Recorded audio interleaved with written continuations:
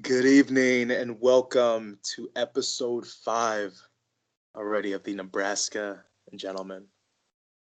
I'm your host, Nedu Ebwinam, otherwise known as Nedu. And that intro you heard, I've been meaning to share the last couple episodes, is by my friend, college buddy, Kevin Truss. That beat he sent me for free called The Attack. He sent me 3 of them, and that one I really resonated with the most. The beat, the drop, just it gets me pumped. But he has a new single called "Walk in My Shoes." If you haven't heard it yet, check it out. Great video, great lyrics, and I'll post the link in the description of this podcast later tonight so you all can see it tomorrow morning. But again, episode 5, we're already five episodes in. This feels good. Another great episode ahead for you guys. We have a good friend from college, Ryan Mueksch, joining us in the next 5 or so minutes. We're going to talk about a plethora of Cup stuff, memories from a couple years ago when they broke the curse, the disappointments from this season, and previewing the off season. This episode will also talk about again the word of the week, my update on my diet regimen that I tried this past week, quote of the week, and a lot of miscellaneous other stuff. So no singing this time, but a lot of interesting stuff still ahead. So let's just dive into it, shall we, with the word of the week. Last week was Seguin, and this we're going with tectonic. Tectonic. It's a, or I should say, it's an adjective used to describe something having a strong and widespread impact. So a relatable example, I think, with November 6th approaching, comes straight from dictionary.com. There has been a recent tectonic shift in voting patterns. So again, this upcoming Tuesday, final day to vote. If you haven't yet, like me, just do it, please, before or on the day of. I'm going to do it that morning before I go into work. I will have to prepare myself early, which is okay, but unfortunately, when I wanted to do it Friday, I ran out of time with errands, and I'm very excited to. My first time voting in the state of Connecticut. That's when I'll feel like an official Connecticut resident.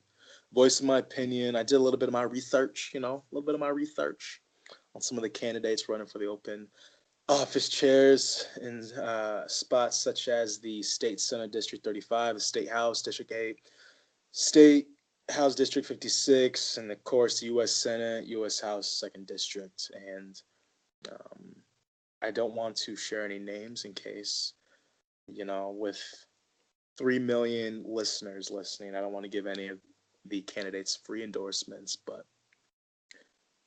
after doing some research on their past voting trends and on this website um, called Ballotopia, which is, or Ballotpedia, I guess that's how you correctly pronounce it. I got some good insight on their past voting trends and learning who I feel could relate to my opinions or what have you most on things such as transportation funds and bills and everything. So, yeah, I'm not much of a person that's knowledgeable of politics. I'm not afraid to admit that, but doing the research prior to going into this school next to me to vote Monday morning, it feels good kind of being aware of certain things and issues around where I live now. Uh, so yeah, again, if you haven't, excuse me, if you haven't yet, I think it'd be a good idea for you to voice that opinion and vote prior or on November 6th, 2018, which is a Tuesday. It is 8:53. Damn, I didn't get my even number that I wanted, but it's okay. It is 8:53. I am in my apartment alone right now. I'm in my room at my desk in my usual black hoodie. I've noticed this seems to be a trend. It's like I'm a cartoon character, having my own constant outfit per show. Black sunglasses on, black hoodie, black socks, black sandals, black skin, gray sweatpants. I'm feeling good. This week was another busy one, but like every week, something good happens. And for me, I would say if I had to pick one, let's dive into the diet that I hinted at on Wednesday. The midweek podcast, a rarity, an exclusive, a bonus, if you will. I talked about how there was this new diet I'm trying, similar, not really, but influenced, I should say, by the keto diet. Very, very protein heavy, um, influenced, and I am proud to say that I did see a lot of results. So, what I did this past week, which was October 29th to November 2nd, I ate intermittently. Not sure if I'm pronouncing that word correctly, but who cares? But I ate from 10 a.m. to 6 p.m. and basically focused on protein. So I ate a lot more peanuts. Uh, got back with peanut butter. I love peanut butter, so this was nice to eat. Black beans was something I had, which I never ever eat. My family does. A lot of friends that love it. A lot of coworkers. I'm not the biggest fan, but eating it this week, it actually wasn't so bad, especially when you mix it with something else like salsa and had it with eggs. I should say an omelet, but overall, it wasn't too bad. I can't complain. And I included pork, which was the main source of meat for me this week with my meal prep. A lot of grapes, cottage cheese, and yeah, that's really what comes to mind. I finally had some sweets, some chocolate on November 1st, and I think November 2nd. But overall, I'm proud to say that I went from, I believe I started at 208 and then dropped down to 200. Now, I know that might sound scary, like, what the hell? But I drank a lot of water. I worked out really well. And after my workouts, I didn't eat anything because they were always at night. If I ever did, oh, the one thing I did do was I would chew gum during workouts. So it wasn't something would count completely as a meal. But I thought, gum is nothing. I'm okay eating that, or chewing that, I should say. And then at night, I would either drink apple juice or hot chocolate.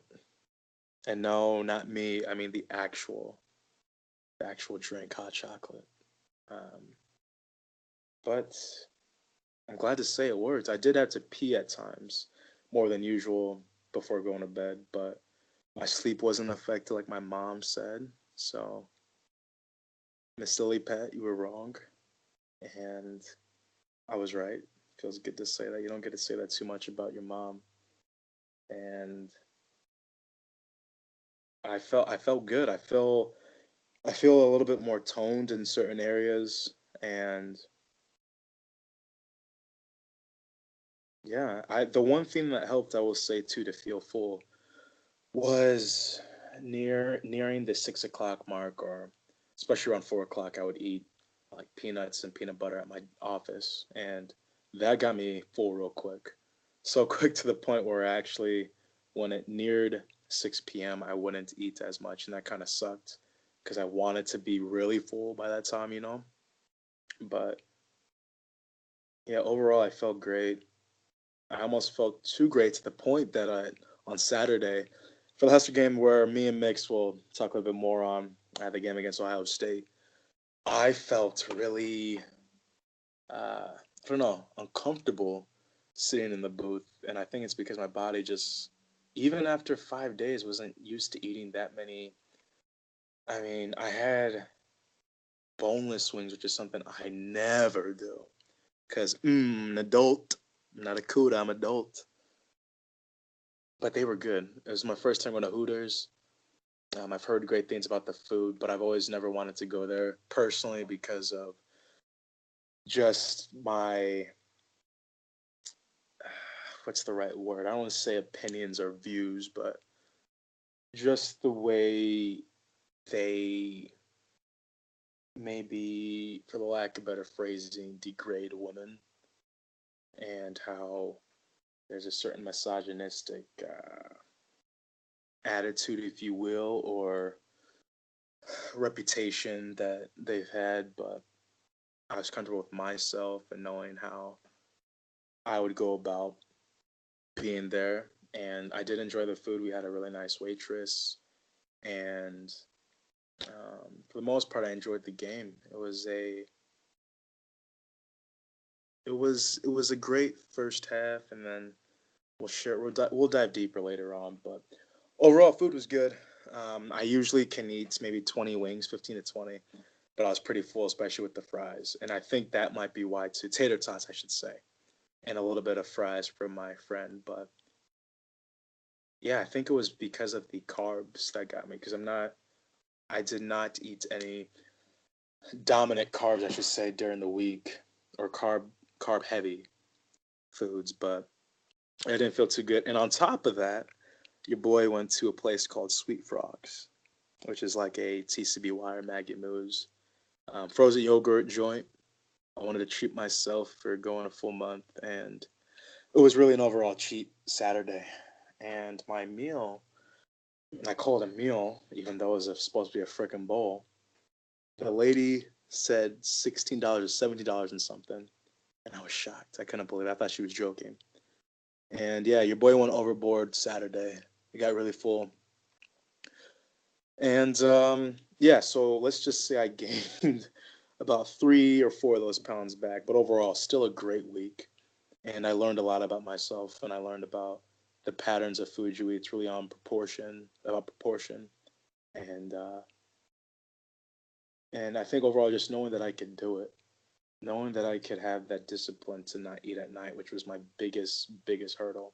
What is it about eating so goddamn comfortably at night? Like, why is it so much better? I don't know. I just don't get it. If anybody knows, call our hotline. It really is a question that I don't know. I really want to know. Let's talk about it.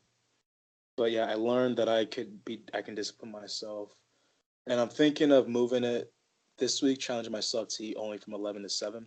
Protein heavy again. I meal prepped today. Got some pork ribs, some steak too. I felt like I was back in Nebraska. Protein heavy again with I even got a shake today. Some protein shake like stuff, mostly like milk, but flavors strawberry and vanilla. Tastes really good. Heavy with 26 grams of protein each.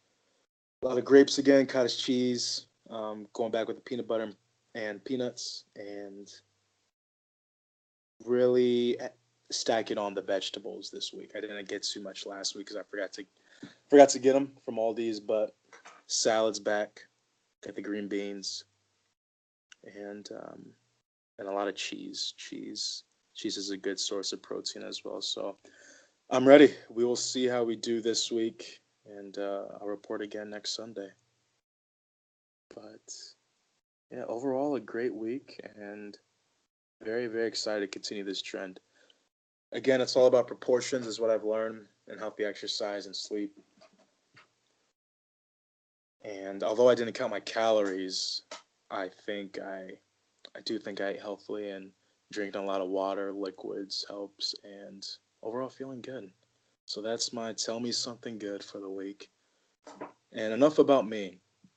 Let's get into our next segment where we bring on a special guest for the latter half of this show. This guy is also a gentleman on Nebraska. He went to the University of Nebraska Lincoln, like your boy. He currently lives in Lincoln, and we're gonna find out what he is doing these days. He's also, most importantly, a Chicago Cubs fan, and his last name rhymes with Twix. Ladies and gentlemen, my guest for tonight, the Ryan Mueksch. Man, how we doing? Good. Thanks for that intro. Appreciate that. No problem. So before we really dive into it, I got a segment that I'm trying to incorporate now with each guest. I'm still working on the title. Today we'll call it "Coming in Hot," where I spit five this or that questions for you, and you have to answer as quick as possible. Pretty self-explanatory, right? Yep. All right. So Ryan, you ready? Yep. All right, here we go. Sugar candy or chocolate candy? Chocolate. Skiing or snowboarding? Skiing. Favorite hairstyle that you've rocked, long or buzzed cut? I'll answer for my girlfriend and say long. Okay. And all right, free agent you'd rather have, Bryce Harper or Manny Machado? Harper. And then last, better Martinez in a Husker uniform, Taylor or Adrian? Oh, man. Because it's quick. I'm going to have to say Adrian, but I don't think it's fair to judge that quite yet, but I'll say Adrian. Oh, I say Adrian by a landslide already. So I think that's why it's good that we have different opinions on this show. But first of all, Ryan, it is 9:05 on a Sunday, November 4th. How are you doing right now? Doing great. How are you? Oh, okay. I'm good. Thank you for asking. I can't complain. It's good to catch up with you. You want to tell the people, I do this with every guest, how do we know each other? Well, we met in college. Like you mentioned, we both went to UNL, and we are both proud graduates of the College of Journalism. So we had some fun memories back in Lincoln in college. And like you said, I've stuck around, so haven't really left the fun college scene here. But yeah, to be honest, I don't remember like what year specifically we met. I want to say it was maybe sophomore or junior year, but I feel like I've known you for a long time. Yeah. Yeah, I'm with you there. I really don't know specifically when. I know sports, though, brought us together, whether it be in broadcasting or at a basketball game. But yeah, it Yeah. does feel like it's been a while for sure. And I'm Yeah. glad that it just feels good that I still have a friend back home. So whenever I come home, it just feels the same. Oh yeah, for sure, man. Um, yeah. So Ryan, you say you're still in Lincoln. What are you doing these days? What's the career been like for you since we graduated? I know you're a year above me, I believe. I graduated December 2014. Um, so when did you graduate actually? And what have you been doing since? Well, I graduated May 13, and career took a little bit of a pivot probably 2 years ago. I worked for 1011 News, which is a CBS affiliate in Lincoln, as a sports reporter, and did that for 3.5 years. I actually started at their Grand Island station, um, fresh out of college, and then received a job in Lincoln in August of 13. So I wasn't in Grand Island very long, transferred to 1011 in Lincoln. And now for the last almost 2 years, I have a different type of career, an 8 to 5 type job. And I work in the marketing department at Doane University, which is a college here in Nebraska. We have campuses in Lincoln, Omaha, Grand Island, and our main undergraduate campus is in Crete. So it's been nice because I've been able to use a lot of my skills that I acquired through college and also through TV in this role as well. My title is media and public relations specialist, but I still do a lot of storytelling, which is probably one of the things I'm most passionate about. So it's been fun, and I really like working at a university and being around young, fun, energetic people. And when you're in something like marketing, I think it's meaningful to sell something that is changing lives. We're not selling vacuums, we're selling a college degree. So it's been fun. Yeah, so I know you mentioned that the campus is in Omaha, Lincoln, and Crete. You travel to the Crete campus, is that correct? Yeah, my office is in Crete. It's about 25 to 30 minute drive. It's south of Lincoln. Okay. So what's the normal day look like for you, Ryan? Well, the nice thing, like my job in TV, is that every day is different. So it really just depends. Week to week, though, I try to write 2 to 3 stories a week for our website. And then I also manage a newsletter that goes out to the whole university. And then every other week it goes to all of our alumni. So on those weeks, it goes to about 19,000 people. So that's something that I just kind of have to keep tabs on week to week. Um, in my role, I am, I guess you could call it communications advisor to the president. So when certain things come up, I might advise our president on how he should respond. That's kind of the PR part of the job, or one of the PR parts of the job. Anytime a situation arises, good or bad, we have to figure out how the university will communicate. So you're And the then go-to guy for that, is what you're saying. kind of one of the Okay. go-to people. We have our president and then cabinet, which is all the vice presidents on campus. And I think we have 6 vice presidents, maybe. Um, so, it really depends. Recently, our president um, released a new vision that he has for the university. And our board of trustees annual fall meeting was a couple weekends ago. And so I helped with the communication of getting that message out to all of campus. And then our president followed up with some open forum meetings for any faculty and staff and students that had questions. And so, yeah, just stuff like that. And then the media relations side of the job is just pumping out stories to the Lincoln and Omaha media, and also surrounding areas that, smaller towns that have newspapers and such. So trying to get exposure for the university and the media. Yeah, Ryan. I mean, when you started at UNL, so you graduated in May 2013. I'm going to take a wild guess that you started in August 2009. Yep. Did you see yourself in this position? Uh, Honestly, no. I mean, I was really passionate about TV and getting a job in sports broadcasting. I was lucky enough to do that. Um, and it's one of those things, we both know that the pay in TV is not great. You have to really grind it out and hop around markets um, to land that spot that's going to pay you well, where you're the top dog. And for a lot of different reasons, it made most sense for me to stay in Lincoln. And it was fun while it lasted, but getting home at 11:30 every night and working 12 Yeah. hours on Saturdays and all that, it kind of catches up to you. So uh, the fortunate thing is I'm still able to do freelance TV work and actually have a gig this coming Saturday. But so my feet are still dipped into it. But I would say, to answer your question, when I started college, I didn't think I would be in marketing when I was 27, but I'm kind of glad that this path has taken me here. Yeah. What has been your proudest or favorite moment during your sports reporting days? I know you've had many. There's a ton of clips on you that have circled around, as well as on YouTube.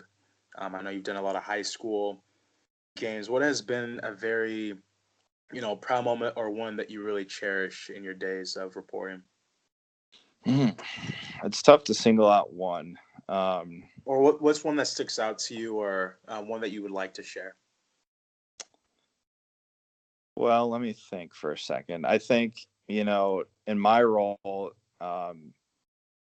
in the sports department, I produced and co-anchored our half-hour weekly high school sports show. So high school sports kind of was the focus for me until the end when I was able to cover the Huskers more. So I was able to cover a lot of cool things. The College World Series, the U.S. Olympic swim trials, U.S. volleyball playing in Lincoln for World Championships. The NCAA men's basketball tournament, the Huskers, year one of Pinnacle Bank Arena, making the NCAA tournament. Oh So man, that those was were special. the bigger moments, but I think what was most meaningful for me were probably a couple stories that I did on the high school scene that were pretty emotional. Just kind of heart wrenching stories, and those are what I am probably most proud of because I know that it had a big impact on the families that were involved with those stories and something that they'll probably cherish and watch for many years to come. Yeah, and Ryan, a part of the job of being in your position of producer. I mean, I can only imagine that when you have that platform and you're making an impact, a positive one, or just touching people, it's got to make the job even more fulfilling, I imagine. Yeah, for sure. It's almost like until you step out of the business, you don't really realize when you're in the business the impact that you can have because you're just going day to day doing your job.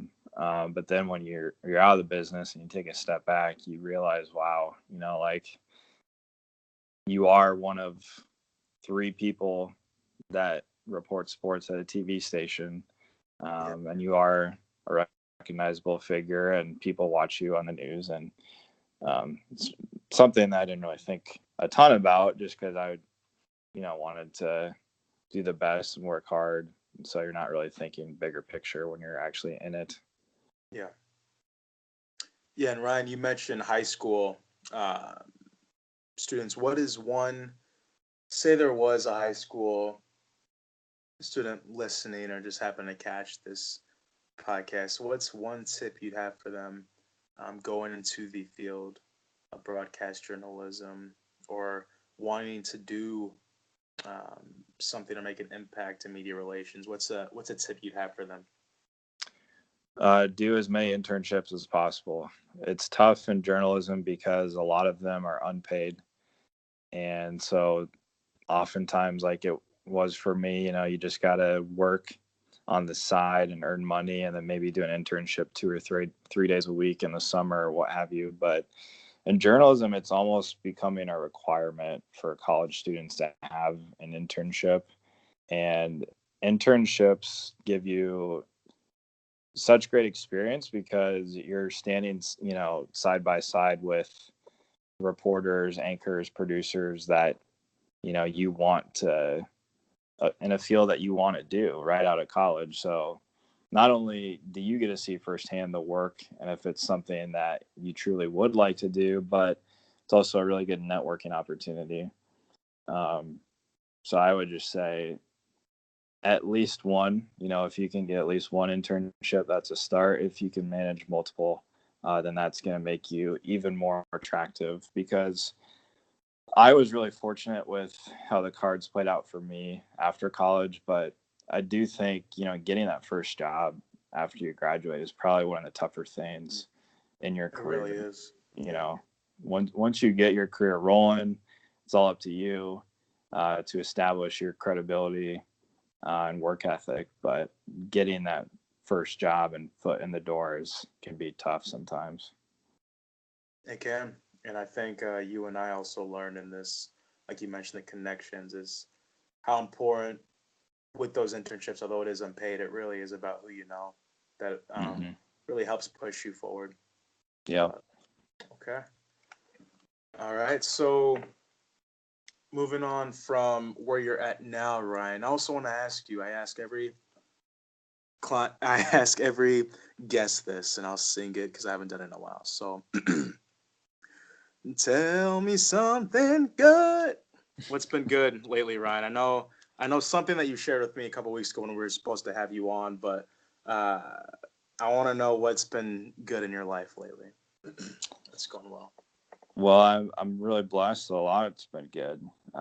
Personal life, I have a lot of things to be thankful for, and professionally, I the same. So I'll just say this weekend, I'm really excited. I'll be doing sideline reporting for state volleyball championships on NET, which is the public TV station in Nebraska. So it's going to be a long day of broadcasting 6 matches, but something I've done for the past couple of years, and it's a lot of fun. You know, if someone in Connecticut's listening, they might think high school volleyball, who cares? But Nebraska, it's a big deal. And Oh yeah, volleyball, I would argue, and I think a lot of other people would argue, is the sport that produces the most talent in the state. There was a match last year, Class A, which means, the biggest schools in the state are in Class A, um, where the starting 6 girls, every single one of them was committed to a Division I school. So, it's huge. yeah, it obviously with the Huskers being the defending national champs, they've won 2 out of the last 3. What John Cook's done in Nebraska is he built a dynasty here, and so now for the last 20 years, young girls growing up watch those Husker volleyball players and emulate them and want to become one. And I think that's a big tip of the cap to Cook for why Nebraska has such great volleyball talent. Well, Ryan, good luck this weekend. I mean, it sounds like it'll be a full day, but a full day of exciting competition for sure. Yep. So, Ryan, now let's jump briefly into the Huskers game this past Saturday in Ohio State, where the Buckeyes just squeaked out a win and avoided losing 2 in a row to two bottom Big Ten teams. They won 36-31. The Huskers did leave at halftime, which I'm sure I don't know about you, but surprised me and a lot of Husker Nation. I'm leading 21-16 at halftime, and of course, we're shut out in the third quarter to allow Ohio State to jump back and take that lead, and then eventually win by 5. What were your thoughts on the game? I wasn't expecting the boys from Nebraska to lose only by 5. Yeah, it was a pleasant outcome, which is weird to say because they lost. But if you followed Nebraska this year, they're 2-7, and they've had a lot of heartbreak and a lot of just kind of poor play too. So I was pleasantly surprised. I had a weird feeling because Saturday morning, when I was looking through the games and some picks to make for college football, it seemed like everyone in the national media was jumping on Ohio State minus 18 with the points because of Urban Meyer after bye weeks is unflappable. He's never lost at Ohio State after a bye. And, not only did they have the bye week, but they got embarrassed at Purdue the week prior. So you knew Ohio State was going to be ready to play. So overall, I'm excited because this season is kind of a wash. Nebraska is not going to go to a bowl game, but you see significant progress, and I think ultimately that's what Nebraska fans wanted to see. But the biggest takeaway for me out of that game was Adrian Martinez, kid's 18 years old, first ever game in the shoe, 90,000 fans, and he looked like a composed quarterback who, I mean, I can't believe I'm even throwing this out right now, but in the future has all the tools to become a Heisman contender if Nebraska becomes better. So, 18 years old, Ryan, and to say that just, his first 9 games into his college career, isn't that crazy? Like you said, he just seems like a composed, young, mature man, and he's only a freshman. And yeah. like Frost said during his press conference, he's run out of superlatives to say about this guy. That's how good he is, and he's already looking like a leader. And I've been telling my friends this up here to really cherish the moments that we have now because fortunately for him, unfortunately as a Husker fan, I can see him leaving before his 4 seasons because he's just that good. And I'm really looking forward to the rest of this season, how he does, and then to come in. I mean, I think I can speak for both of us. I'm already excited for next year already. Oh yeah, I think everyone's excited. I do, you know, personally, I'm anxious for that Iowa game to end the year. I'll be going to it, and being from Iowa, there's a lot on the line for me. But I think if Nebraska can win at least two of their final three, if not win out, you go into the offseason feeling pretty good. You know, close out a recruiting class. It's in the top 20 right now. Close it out with a couple other guys who can make an impact in the next couple of years. And although they most likely won't get any bowl practices, I think it would take a minor miracle for a 5-7 team to get into a bowl game this year. Um, you know, I do think there's a lot to be excited about, and especially with the schedule, because Nebraska this year, they were at Wisconsin, at Ohio State, at Iowa, at Northwestern. All those games become home games next year. That's So right. year two, things start turning around. Martinez year two in the offense, and they should be bowl eligible. And some national guys like Danny Cannell and Bruce Feldman, who was doing sideline for the game, they're like, you know, this is a team that's going to contend for Big Ten championships, not just in the future, but maybe next year. Yeah. Yeah. And like you said, there's going into Saturday's game against Ohio State. I did think they would lose, but I didn't think it would be nearly as bad as say a 15-point deficit, especially because of how they've been playing their last 3 to 4 games, counting the loss against Northwestern. And you mentioned with the 3 games that they have left, I originally pegged them about 4 games ago to finish the season 4-8. But if they were to win here on out, I just take that as a bonus, regardless of it being an under 500 record.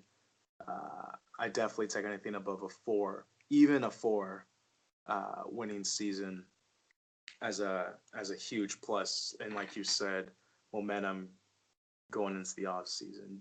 What is your prediction on how the rest of the season plays out? Do you have any specific teams you think they could win against? Do you have a record that you think they will finish with? Well, I'm gonna go kind of bold and homer here, but I think they went out based on Is it how they because of played. this last game? Okay. Uh, yeah, mostly. You know, Bethune Cookman, the game before that did nothing for them. That was like playing a high school team virtually, because the Akron game was canceled. But I think really they are getting better each week. Before Bethune Cookman, they took care of Minnesota.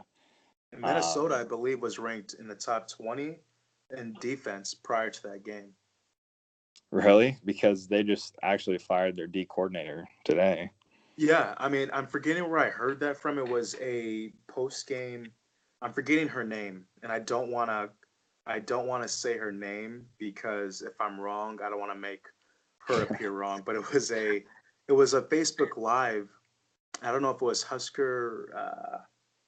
You would know this person too, so I'm not going to count you to say her name either. But I believe she mentioned while she was talking to another beat reporter, they were talking about the game, and then one of them, I believe, said that Minnesota was a top 20 defense. If not, it was another press conference I listened to, but yeah, and I was shocked to hear that. I didn't see their scores prior to the game against Nebraska, but when I heard that yesterday or today, I was kind of shocked. Yeah, to be honest, I don't think that was probably true. I mean, they did give up 55 to Illinois yesterday, and Nebraska has scored like 50 or something like that. Yeah, I'm But talking about prior to Nebraska.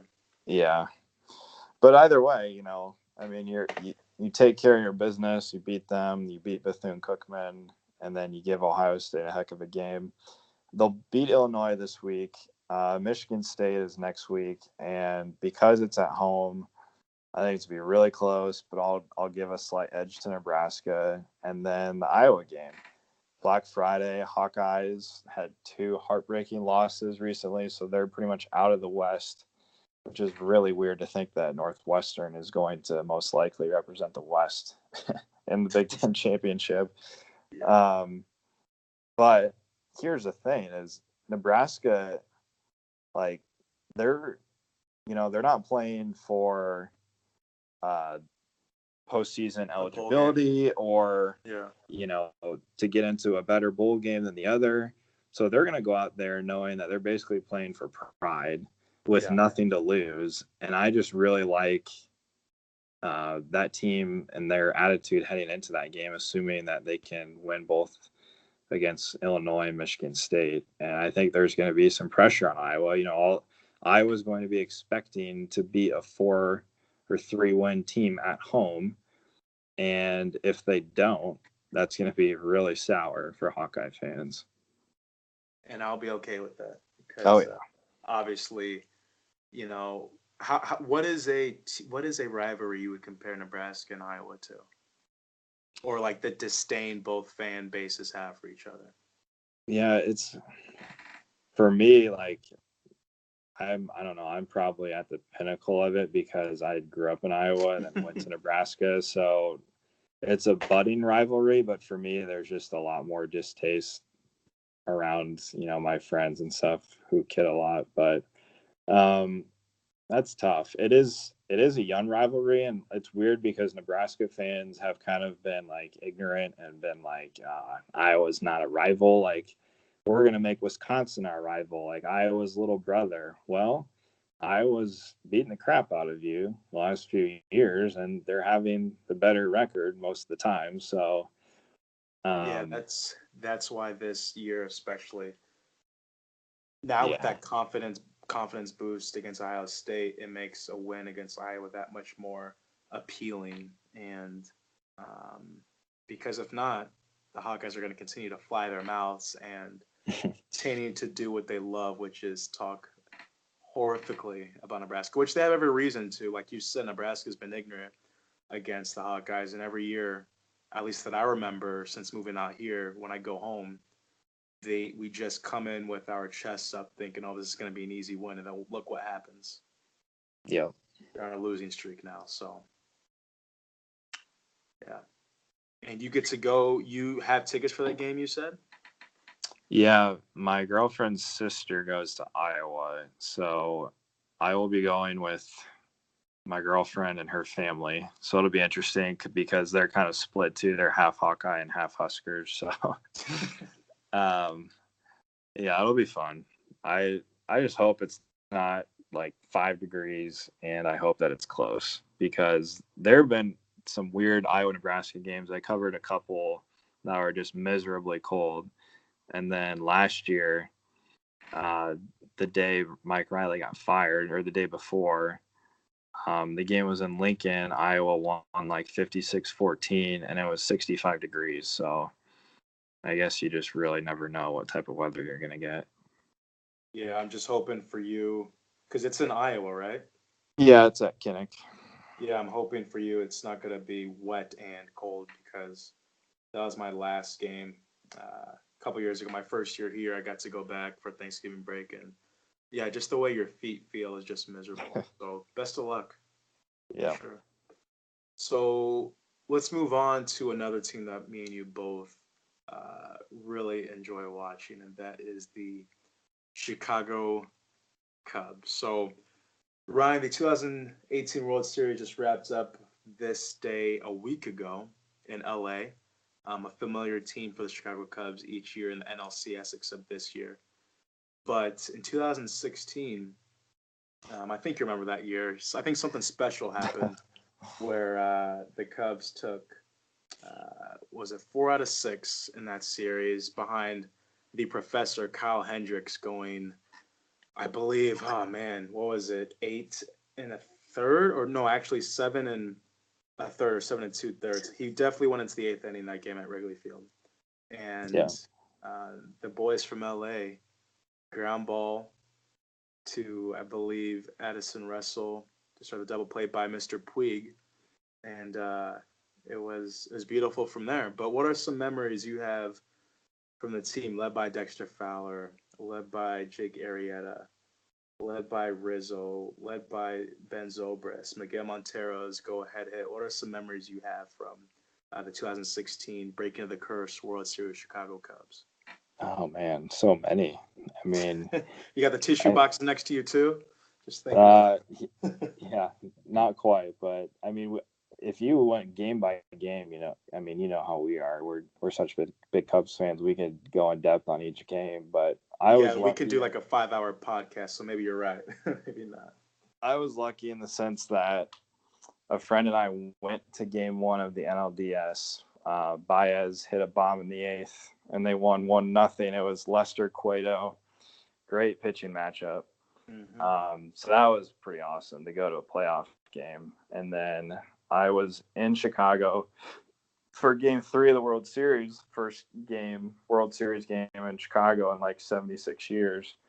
And I was not going to cash out my 401k and pay for a ticket, but I was at a bar, Murphy's. Cubs fans know all about Murphy's. And I was there for 14 hours, and it was worth it because in Wrigleyville, there's tons of bars, and most of them were taking advantage of the situation and charging like $100 covers, knowing that fans would pay that to get in. Yeah. But Murphy's was not charging a cover. So my friend and I got to Murphy's at 8 in the morning. And yeah, you can go ahead and judge us, but that's what happened. We actually saw Darren Rovell like 30 minutes after we walked in, and he actually interviewed us, asked us a couple of questions. He was doing the story on the fans and ticket prices and just the ballpark scene outside of Wrigley.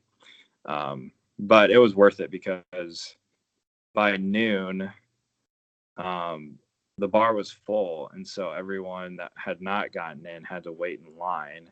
And we had some friends that got there at like 1, and they had to wait in line for 4 hours just to get in. So it was crazy. That year was just so special. Like, if I have a heart attack later in life, I think some of it will be devoted to that fall because every game was so intense.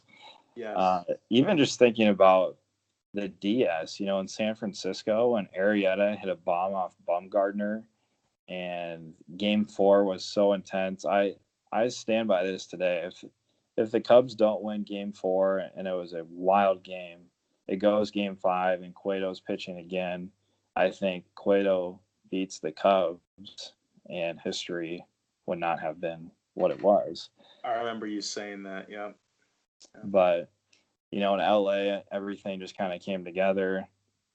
And then the World Series, everyone knows what happened, but you're down 3-1. And I remember being so bummed driving home. So my friend and I, we were in Chicago Friday for game 3, and then we went to Madison for the Huskers Badgers game. And that was the day of game 4. Cubs lost game 3 and game 4. So game 5 on Sunday, we're driving home. And I was just so bummed knowing that, like, well, 3-1, it's just, what are the odds? You give yourself a 2% chance, basically. And, like, you have to just appreciate what the Cubs did this year, know that the core is so young, and hopefully they'll be back.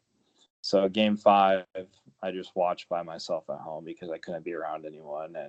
And Lester pitched his butt off, and the Cubs won.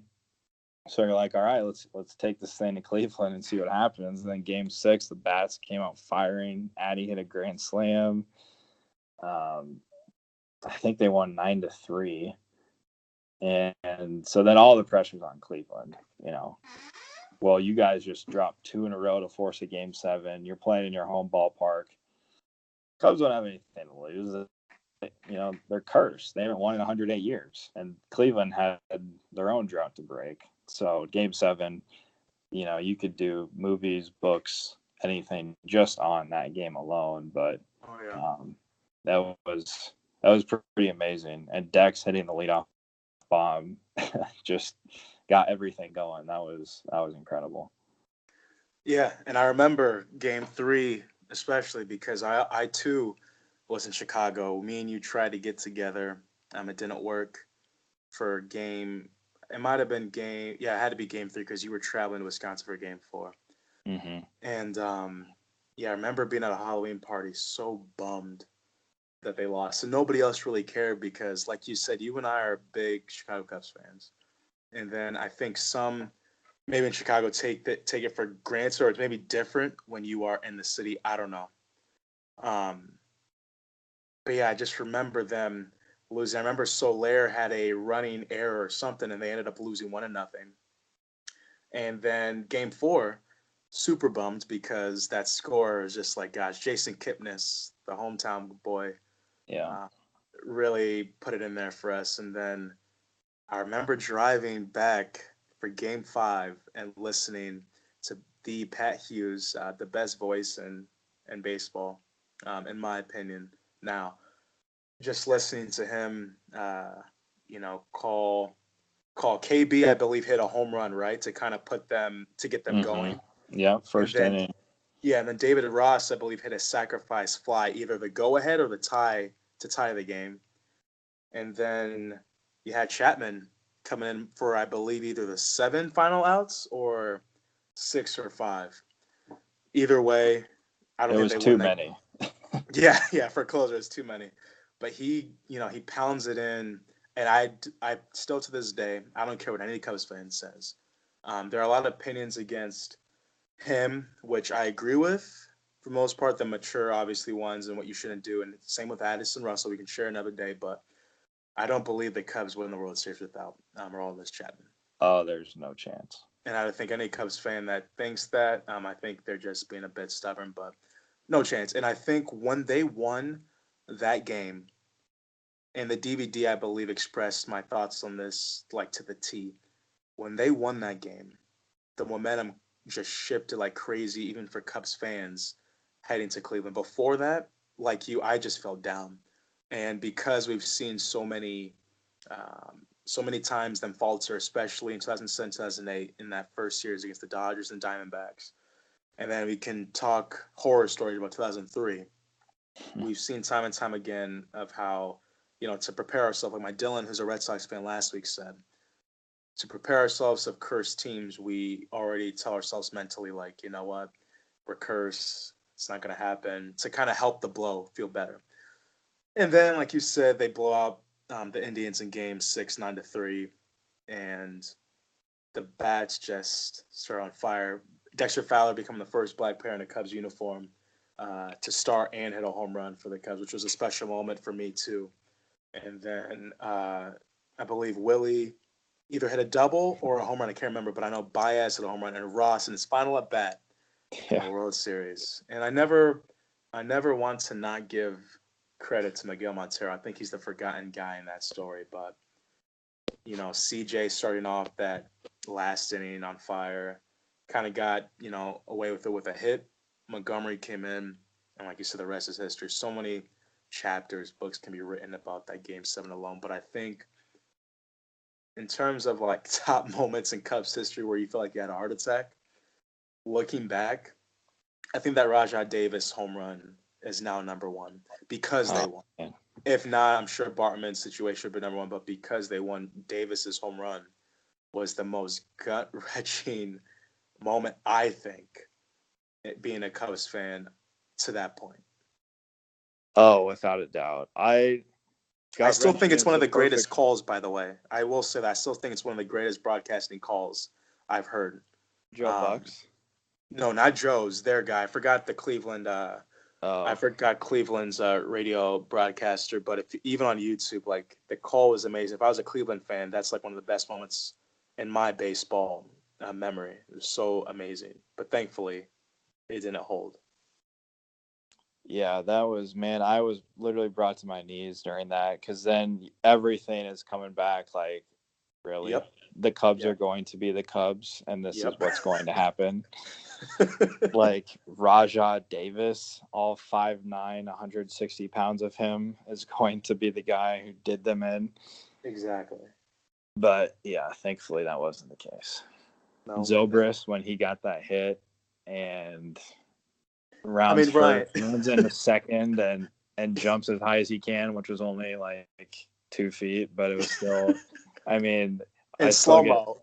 yeah, I still get chills thinking about that, like that moment, and then just Rizzo with his hands on his head. yeah, and then the final out, KB slipping when he threw. And smiling as he's throwing it, being like, "This is actually gonna happen. I can't f this up." But Zobrist hit though. Like, what are the odds that you hit it perfectly opposite field? Oh Like, he yeah, could not hit it. The only better way would have been it hitting the bases. Is the only more opposite field you could have gone down that line. Like, I just can't imagine being there. In that yeah, moment. Like, yeah. uh, good memories for sure. But so let's talk about 2018 real quick. What are your thoughts on this season, and what do you think they got to do heading into the off season that we're in now? So obviously, the first half, best scoring team led in runs, on base percentage. They look like the team that we thought they would on paper, minus the home runs. The home runs decreased tremendously, but the contact was there, the patience was there, the discipline was there. Rizzo started off terribly, jumped back quick, I believe, nearing the end of May or June, and obviously sustained, uh, retained that eye at the plate moving forward. And then second half came injuries, KB, Darvish, Brandon Morrow, key elements to the starting rotation, the bullpen, and then the lineup. Um, a lot of excuses you can say. I don't usually like to share excuses, but I think the Cubs had legit ones, and even so had a 95 win season. But Ryan, what are your thoughts? Those were mine. What are yours?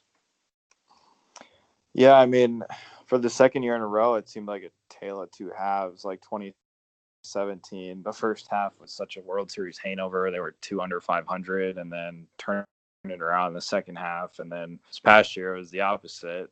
Played really good baseball in the first half, had a handful of all stars, and then the second half just kind of tanked. And they they had 95 wins because the pitching held up, and it was kind of patchwork because Tyler Chatwood was one of the worst starters in baseball, and Darvish did not pitch. So you invested last year 30 plus million into that combo, and they gave you nothing.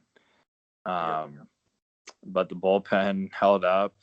Cole Hamels was the complete savior for the team, and it was just kind of a lot of misfits like Jesse Chavez and Jorge De La Rosa, guys that really no one had any interest in, and then they came to Chicago and pitched their butts off. But it was definitely a bitter end because of how the Cubs had to go to that tie-breaking game, and they lost to the Brewers, and then that forced them to play in the wild card game, and they obviously lost. And the offense fell asleep in those two games. You had two home games, the two most important games of the year, and you scored 2 runs. So it was a bitter end to the season. It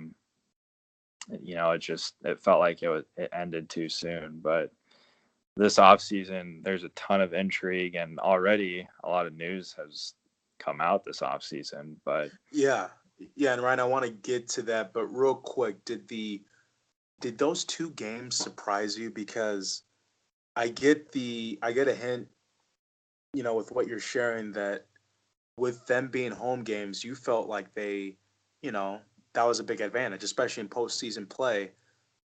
Home field usually is big. I think the Cubs are different in that sense that they do better in big moments or bigger games away. I mean, we saw that with the World Series. We saw that in Game Four in in San Francisco, and we saw that in Game Five against the Nationals last season. But I mean, with the way they played and how tired they looked at the end of the season, playing so many games in a row, did that lack of urgency, for lack of a better word, or Did that surprise you that they did lose the final two games? I think with the Brewers being as hot as they were, unfortunately, I wasn't surprised.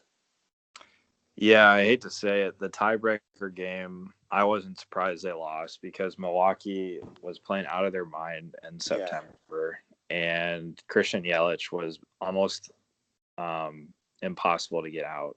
Like he was so in the zone for that 2-3 week stretch, and the pitching still pitched pretty well that game, but They did. no, I wasn't shocked they lost against the Brewers. The Brewers had so much momentum, and like you said, the Cubs, they had been at the ballpark like 41 out of 42 days or something like that, and I think it really did wear down on them. But when you get another shot and you host the Rockies, and the Rockies played at home last day of the regular season, then had to fly out to LA to play in their tiebreak game, and then had to fly to Chicago. Yeah. That's a lot to ask Yeah. of a team. And the Cubs had the postseason experience. Yeah. The Rockies are throwing a pitcher who had never pitched in the postseason. So I expected the Cubs to win that game. And it Especially was, behind Lester too. Yep. yeah. So that was tough. And when Baez tied it up, I think it was in the eighth, I maybe went nuts. seventh. Yeah, that was pretty sweet. And then I don't know, man. It was just a lot of bad moments after that, and little Terrence Gore, you gotta love him. But like when you're up at the plate and you have like 15 career plate appearances, don't swing. Don't even take the bat off your shoulder. And that last pitch that was in the dirt, if he's on first base, it's a double. A walk is a double for him because he's stealing second. And if he would have been on second with nobody out, who knows what happens? But Yeah. I it's mean, easy. yeah. It's easy to look back in hindsight. So I was not surprised they lost against the Brewers. I was surprised they lost against the Rockies. And then the Rockies showed, they got destroyed against Milwaukee. Part of that was no one was going to beat the Brewers. If we're being honest, I didn't think the Cubs would have beat the Brewers in a 5-game series anyway. But the Rockies had a pretty poor showing there. Yeah, I think they were pretty tired too. But I mean, again, like you said, things are easier to say after the fact. The Cubs they had a lot of opportunities that game against the Rockies late, and the pitching, they were great. The pitching was really good. They kept them in. You got Hamels and Hendricks coming out of the bullpen, your two starters, especially coming in next season. But yeah, I just think the Brewers, like you said, were playing out of their mind. Nobody was really going to beat them until you had a Dodger team that remember that they've been there before last year, and then the year before, remembering the Cubs who beat them. Uh, the only team I think that could have beat them was the Dodgers, and that's what happened. Yeah. But yeah, so that's this past season. Again, a great record, better than 2017, but not enough to get it done. And I think injuries did play a big part. Um, the healthy team, hopefully coming in next season, especially a healthy KB in that lineup. What are you hoping that the Cubs figure out this offseason to better prepare for come spring? Because that rotation looks filthy. Yeah. So kind of going off that, I think first thing is to get everyone healthy, especially you, Darvish. And they have some pieces to fill. They hired a new hitting coach. They're now going to have to hire an assistant hitting coach because Andy Haynes just got the Brewers job. Yeah, I saw that. Which I thought was interesting. The Brewers hitting coach stepped down, which seems pretty questionable. And then the Brewers, who really do treat the Cubs, I mean, it's weird, like kind of going on a tangent here, but when the Cubs tweeted out a motivational video earlier this week, the Brewers were so quick to reply from their account. And they're like, the only motivation we needed was to remember we won the division, and they showed the final out of So the I heard tiebreak that, game. and I feel like they're like that little brother or that middle child that just can't stand the older brother getting that attention. Yeah. So them plucking the Cubs assistant hitting coach honestly sucks because he can share a lot of insight as To their to the pitching, Cubs, yeah. well, and their weaknesses. Like, Yeah. yeah, Javi still can't hit a slider no matter where it's thrown, and Schwarber can't hit the high fastball and whatever. So I think get healthy, fill in the pieces. it's going to be interesting to see if they are going to throw a lot of money out or not. They did pick up the $20 million option on Hamels, which I think was the right thing to do. I Um, agree. I think they need insurance for the bullpen because if Brandon Morrow cannot stay healthy again, if Strop moves to the closer, then they need, other guys to step in for that seventh and eighth inning. And Cishek and Strop were so money last year that I just don't know if you can assume that they'll both be that good again next year. Yeah, and I believe it was the most Cishek has thrown too. So we might have to, they might have to look out for him, and if he's tired and as well. So who do you get and from for the bullpen? I mean, do you go out for a trade? Because like I agree with you. I do think they need some insurance for Morrow. I don't think they should rely on Strop. He did great. Don't get me wrong, but he's a much better setup guy in the eighth or even the seventh, coming in for that seventh inning stretch to really Mm-hmm. knock guys down. And hopefully CJ comes back. But here are some relief pitchers on the market to consider. You got Adam Ottavino, Familia, Joakim Soria, David Robertson, Craig Kimbrell, which I don't think the Cubs would get him. Uh, but I mean, if it's my choice, I try and go for Miller if possible. I feel very confident in you get that lefty that they desperately need and a great setup guy that threatens, really intimidates that opposing lineup. But who do you got them getting? Who do you want them to get?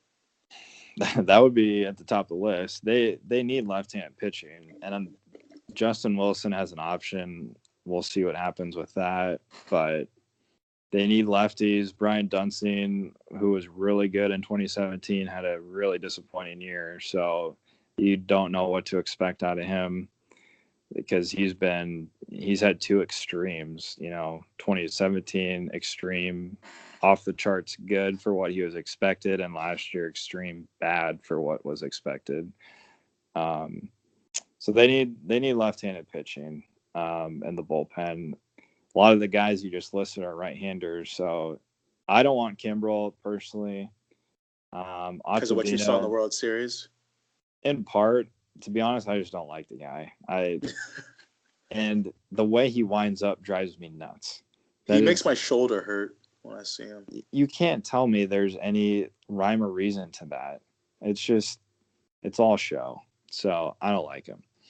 Um, I don't know. That's why Theo gets paid the big bucks. But I think probably their bigger questions are: do you shell out the money for Harper or Machado, and then what do you do with Addison Russell? And if you offload Russell, who are you signing to replace him? Because you Yeah, can slide Baez into short and Zobrist and Hap and Murphy, if Murphy comes back, can play second. But which I Zobrist and don't want to Cole happen. don't want Murphy back. Heck no, not at all. Especially with the defense we saw this year, I'd rather have a guy. So here's the thing: I don't think Zobrist should or will be considered a starter next year, regardless of the great season he had. I still see him getting maybe 400 at bats, but I don't see him being considered a starter. I do think they need to replace Russell for many reasons. Unfortunately, he's a great fielder, but with two seasons in a row, the spotlight of him being more so off the field than on. I think if they had to get a big name guy, we know Machado's great friends with Almora and I believe Baez too. That would be a big bat in that middle of the lineup and not a bad defender. However, I am thinking, like you're saying, the money will be more focused. Starting pitching's already done. And I think they have a good amount of depth there now, especially Montgomery, unless they trade him, which I think they probably will. I don't think he's going to be too happy settling in the bullpen. I think the focus should be on getting a guy like Andrew Miller. I don't think Schwarber will be back. You mentioned him earlier with Really? Haynes going to Brewers. Yeah, and I know our boy Cap has voiced that opinion as well. Maybe he's influenced me. but I just have a feeling the only reason he would stay is because he's a left-handed threat, and the only guy left on the left side is Rizzo and Hayward as starters. Um, I think Shore was really improved in the outfield, but I'm starting to think they may move KB to left field and sign a guy for third, whether that's a Donaldson or I don't think they get Moustakis, but it could be a Donaldson. Maybe even moving Bias to third. That wouldn't surprise me either if they keep Russell. But I don't know. I would not be too happy if they kept Murphy. I don't think many Cubs fans would either. I Yeah, think they I I think they I need to could see get somebody. that. Murphy, they needed someone to inject life into the offense. And I think for the most part he did that. But you're right, his defense is not good, and he's older too. He's kind of declining. So I think what the Cubs needed him to do, he did. He did have some struggles towards the end, but man, that offense was just dead. And when they got him, he injected some life into it. Just like He did. when the Cubs got Cole Hamels, it seemed like their pitching was dead. But um, Yeah. I yeah, mean, I would say it's unlikely that Murphy returns. I would agree with that. I'm kind of nervous that he will because of the talks leaning so heavy on him that I've been reading like a week or two ago when they were talking about Hamels too. I think in a DH, like if the Cubs had DH, I wouldn't mind keeping him, but I didn't think that they would find somebody that's worse on defense than Ben Zobrist. And I think that I have a good feeling that Schwarber and Happ, one, if not both, will be included in a trade. And Montgomery and Russell. I think those are your top four big names that will be included in a trade to get um, somebody or free up space for a Machado or Harper. Um, So what are your thoughts on Machado? I'm kind of curious to hear this. so great question. So I think, unfortunately, with the incident that happened against the Brewers, I think I'm for wow the first baseman's last name's really Travis Shaw, no no is no that no home run Jesus hitter. Aguilar? Thank you. Yeah, that incident I think really, for a long time I had forgotten the type of player Machado was. I forgot about the Donaldson bat thrown at third base. I forgot about the push and the getting like a little child act a couple years ago. And then now I was reminded by this, and then his lack of hustle. Apparently, I missed a game, but he Yeah, was not hustling down to first base and could have turned a yeah. double, whatever. But anyways, I think the type of impact he can make, I would like him more than Harper, especially because he'd fill the need of a shortstop that the Cubs, I think, should go after. However, the maturity part is just not there. But the good news that I've been hearing is that he's a clubhouse guy. All of his former teammates like him a lot. So that's the good news. If he can just correct some of the mishaps and his character on other aspects of the game, then I think I would feel more comfortable having him. It's like whose The attitude do you sacrifice? Whose attitude do you like more, him or Harper's? That's the question. well, I think Harper's just flamboyant. Machado's dirty, and I don't think there's much that can be argued against that. And I hate to say it, but like with what happened with Addy, I'm totally like sorry, just don't come back. It's just we don't need you back with the baggage um, that comes with it. So inserting Javi into short, you get KB in left, put Machado at third. It makes a lot of sense, but the postseason really did kind of swing my influence in Machado. And when you're on the biggest stage and playing like that, there's absolutely no room for that. And I don't think guys change. And the hustle thing that's a real problem. And Joe and his respect 90, like that, there's no room for that on the Cubs. And that does not fit with who they are. So unfortunately, I don't want him. And Harper, I think the only way I would want him is if the Cubs could offload, a couple relatively big names to free up some money like Schwarber and Happ and maybe Montgomery. But if they can't do that, I don't want to go extremely over the luxury tax No. and sign Harper. So it's So you'd tough. be okay not getting either. Is that what I'm hearing? I I would would. I would be okay with that if they still make significant additions elsewhere. They might not They be, have to. monetarily like a $25 million type deal for one player, but if you mix and match some nice deals, then yeah, I'd be okay with it. Yeah, and I think they have to this postseason. They have to get a couple big names, somebody in the infield, and hopefully they're an out. Hopefully they're a top of the order guy. And a name that's been circling around that people think would make the most sense is the second baseman for the Kansas City Royals. I'm forgetting his name right now. I don't know if it's Whit Mayfield. Merrifield. Merrifield, yeah. He's got the speed. He's got the contact too. And by the way, if the Cubs were to get Machado, I don't think he agrees to move to third. I think he sticks at shortstop because of his that's what he complained about last offseason. And then I think Baez moves to second, KB and at third, and then Schwarber stays in See, left. to me though, putting Javi at second is such a disservice because he's such a good defender. I mean, third, short, or second, but second you get the least value out of him compared to short or third. I agree with you. Um, I definitely agree, especially because shortstop is like the captain of the infield and takes the most range and everything. I don't know. It's gonna be an interesting off season. I mean, at second base, you're talking about guys like Jed Lowry, Asdrubal Cabrera, Ian Kinsler, DJ LeMahieu who are available. I wouldn't even mind a Josh Harrison. But DJ LeMahieu would be a fun guy to see back in a Cubs uniform. Obviously, he's brought up in their farm system, and he just exploded as a Rocky. But his numbers only suit him, unfortunately. In Colorado, outside of Colorado, he's not. He doesn't have the best numbers.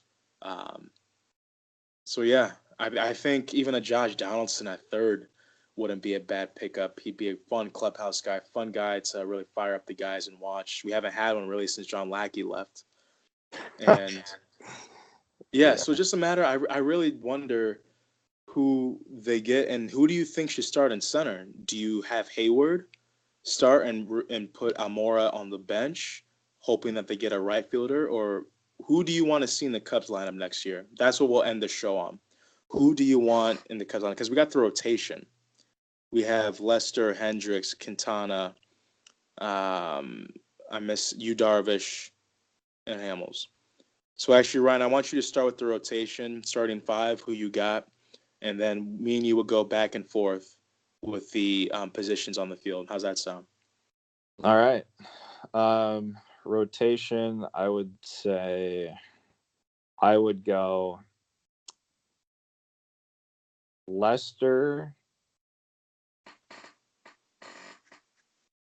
Hamels, Hendricks, Darvish, Quintana. And if all five are healthy, that's pretty lethal. If you Darvish, it's who the Cubs paid for, and he pitches the way that they think that he can, to have him as a 3 or 4 would be pretty nasty. So I think they go off this past year's results and attendance, and I think they do Lester because he's like the go-to veteran. I think they go Hendricks second. I think they either go Quintana or Hamels third. I wouldn't be surprised if they have Hamels fourth though, but I see him going third, Quintana fourth, and Darvish fifth only because of his lack of play last season, just to really ease him in the pressure, which is a Yeah. scary number five when healthy. Yeah, for sure. I could see that. So let's start in the out. Where do you want to start? Outfield or infield? Let's go infield. Okay, yes, that's the easiest. Catcher. Got Willie. Yeah, Willie at catcher. The infield that I would like to see would be KB at third, Javi at short. I would love to see Whit Merrifield at second base and Rizzo at first. So I'll agree with you there because Merrifield answers the question of a second baseman and a leadoff hitter. I do think with saying that they give up a pretty good amount of guys getting him, and I'm going to go with Schwarber Montgomery. at the minimum of who they give up for him, because you're moving. Well, yeah, I don't Well, think it would take any more than that because Schwarber as a starting DH, that's a pretty big piece, and Montgomery has proven, he can be a nice swing man. I I would, how I feel about Hap. I kind of like they would offload him. So if the Royals would bite at Hap and maybe Monty or someone else, that would be nice. But I agree with you. I would definitely love that to be the outcome, 100%. yeah, yeah, And I think Monty wants to be a starter. I don't think he's going to go another season biting his tongue. yeah. He's been a great team guy. I mean, last year, worked out for him. It Just did. what happened to Darvish and then Chatwood being so bad. But you almost have to wonder if he can handle it. Like, I'd be curious to know how his offseason goes because he put more innings on his arm than he ever has in a season. Yeah. So I don't know. To be honest, I love Montgomery. I don't think he would be a great starter. He'd be a very suitable 4 or 5 if he can throw 180 innings, but I think he's really good at what he does in Chicago right now, and that's a swing man, long guy out of the Right. bullpen and fill in when needed. Yeah. I mean, don't get it twisted. I want him to stay 100%. Yeah. I'm just trying to think and get into his head with how much I bet you the comments he made last year were just the political correct versions. I guarantee you that he has a real big opinion because he's a competitor, and I can't blame him for having those thoughts. He deserves, after this season, to be a starter and get that opportunity at a full-time position. Selfishly, though, if he can be a team guy, I really want him to stay. If they were Devil's to ever trade, advocate. Sorry to interrupt. Go ahead. yeah, yeah. I mean, if we can get rid of Hap and maybe another young guy, whether it was a guy that came up this year, I'll be happy. But Hap and Montgomery, Merrifield, I'm with you. I agree. So So, let's devil's advocate on Montgomery, real quick, is um, I think it was like Lester or someone last year said going into spring training, 29 teams wanted him and would have signed him to be a starting pitcher, but he wanted to stay in Chicago. So while maybe he wants to be a starting pitcher, I think he would have left if he truly was more about being a starter because I think he had options. So, Well, I which thought is it's the I thought it was the team's decision on what they want to do with him. I thought he's still under control. no, I'm saying going into last season. No, I know, but Well, the Cubs could have traded him. yeah, yeah. I mean, I get it, mixed, but this is this after what happened this season though, and the amount of changes that are happening, and I don't know, Ryan. I just have a bad. I'm like black and white right now. I have a bad feeling about this upcoming season. Like if things, hit the fan, I see a lot of moving parts happening, unfortunately, especially with Theo, what he made his comment about staying at somewhere 10 years and moving on. If Madden doesn't come back, which I thought he'd be the guy of the Cubs manager of, the next coming decades. And then hearing talks about possibly Joe Girardi staying out the season just to maybe fill that spot next season. I just see if things hit the fan, I see a lot of guys leaving. I don't see Montgomery, depending on the spring and what he hears from Joe. I don't know. It's just a new season, is my point. And with Yeah, how for this sure. past season ended, and now with 5 solidified starters, and if they're all healthy, but yeah, we'll see. Let's just hope Darvish stays healthy. That's my biggest concern. Oh man, yeah. Or Make that otherwise, Theo contract won't be worth it. able to sleep. Oh no, no. So we got the rotation set up and the lineup. Let's end it with the outfield. Um, I would go. Man, this is tough. Let's go left to right. I'd go Schwarber, Almora, Hayward. And is that both against lefties and righties? Just no. I mean, let's say it's a right-handed pitcher. Opening day, who they're facing. If it was a Okay. left-handed pitcher, You got um, Zobrist out there for one of the corner spots, correct? Yeah, I Zobrist left or right. I don't know. It's hard just not knowing who they're going to add because Andrew McCutcheon's name has been thrown out too. Yeah, And here's my yeah. Go I ahead, could sorry. see I could see them adding him for some depth if they get rid of Almora or Hap. Yeah. I mean, I would love to get Jackie Bradley Jr. and for the off piece to be a more because then you can solidify a leadoff guy too, just in case. He's more of a 9-hole guy, but he's got some speed and he's a left-handed bat. I think if they do get like the rumors are saying David Bodie trained in the outfield, I think they let go of Hap and Bodie is a guy that um, will will face righties. I mean lefties. I'm sorry, and spotting Hayward in right or Schwarber in left, and then Zobrist the other, of course. Yeah, I'm just not Bodie's. sure. I'm just not sure they trust Amora to play every day, which stinks because I want him to. Yeah, he fit the bill of the team, and that he killed it in the first half and was not good in the second half. Yeah, So he's he is who he is. He's not going to hit 20 home runs in a year, but he's going to give you by far above average defense, borderline Gold Glove type defense, and he's going to hit the ball. He's not going to strike out a lot, but he's also not going to walk a lot. He's going to put the ball in play. So I don't know. I think with the new hitting coach, we'll see what happens. But if Almora could get to even like 10 home runs, in my opinion, that's a nice adjustment. Get him to like 10 or 12 home runs. And if he can, hit 280, that's a pretty solid center fielder, I would say. Put him at the bottom of the lineup. yeah, I would have to agree with that, especially if he can increase his patience. It's really the focus is going to be big on one Hickey's second season with this pitching, but I think even more so the hitting coach. He's got a lot of pressure on him, and I think if he could somehow get the team to be as patient as they were in 2016, and we can solidify having a leadoff hitter, like which was a big ingredient by like 2016. I don't agree with people that say that leadoff hitter only hits once. It's not a big deal. 2016, there was a huge impact with Dexter starting off each game.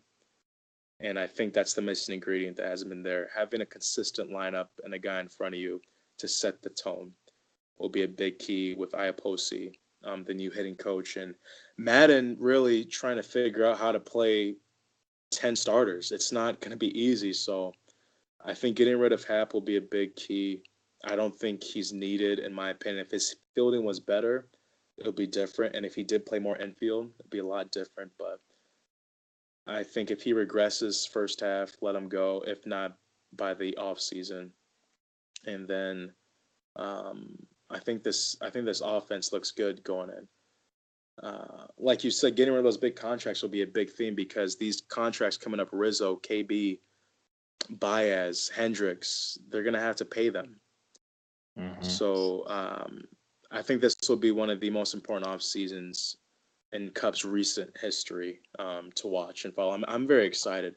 I'm nervous because there's going to be some faces I think we like that might be gone, but I think it's important, like you said in a text a couple of days ago regarding Drew Smiley, that it's important to, if you're trying to get better, you're going to have to sacrifice some names that, you once called likable or household or whatever. To get better, you gotta make those risky moves for sure. Yeah, and just look at it. Last year's team didn't get it done, and so you got to make some changes. I think, unfortunately, the core, all those young first round picks in 16, they were so good at such a young age, and they just haven't progressed the way that Cub fans would have liked them to. So I think the harsh reality is that the core of Schwarber, Almora, Hap, Russell, um, Javi is an exemption because he has lived up to the hype. But Willie, Willie, those guys aren't the all-star players that we thought that they would be.